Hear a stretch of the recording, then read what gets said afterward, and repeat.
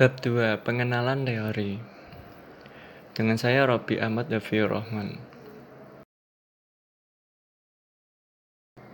Berbagai pandangan terhadap akuntansi.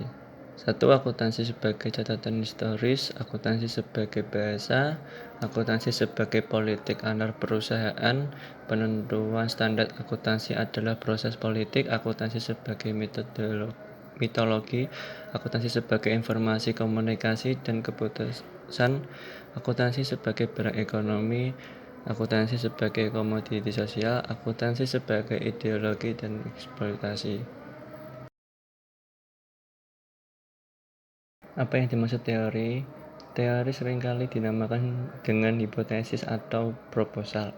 Atas dasar berbagai definisi yang ada tentang teori dan hipotesis, maka dapat disimpulkan bahwa teori dapat dikatakan sebagai argumen yang logis.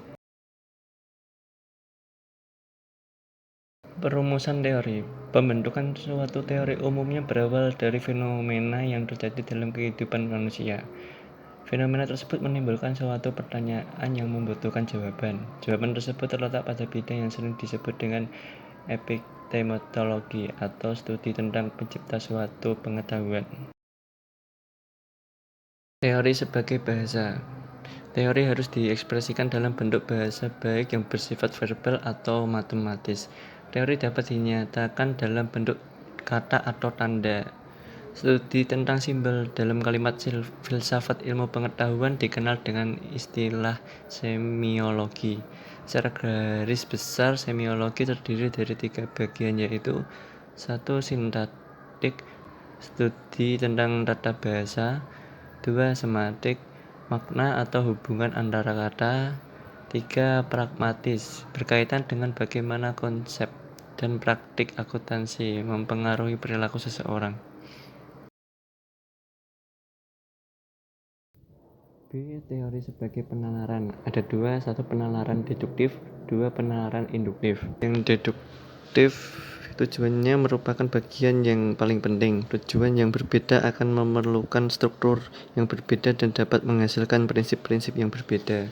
Induktif membuat kesimpulan yang berasal dari generalisasi atas fenomena yang bersifat khusus atau spesifik. C. Teori sebagai justifikasi atau pembenaran. Teori sebagai pembenaran merupakan pendekatan dalam perumusan teori yang bersifat normatif. Teori normatif hanya menyebut hipotesis tentang bagaimana sesuatu seharusnya dipraktikkan tanpa menguji hipotesis tersebut.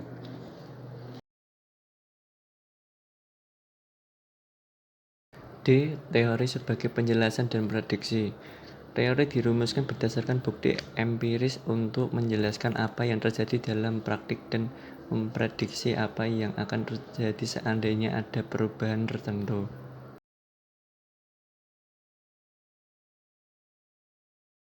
4. Pengujian terhadap teori. 3 kriteria dasar yang sering digunakan adalah 1. Dogmatis, membenarkan suatu pernyataan karena pernyataan tersebut dibuat berdasarkan suatu otoritas tertentu. Kedua, terbukti sendiri. Justifikasi terhadap kebenaran yang terbukti sendiri adalah kelogisan, perasaan, atau kejelasan. Yang ketiga, ilmiah, yaitu sintaktik, falsifikasi, paradigma, dan research programs.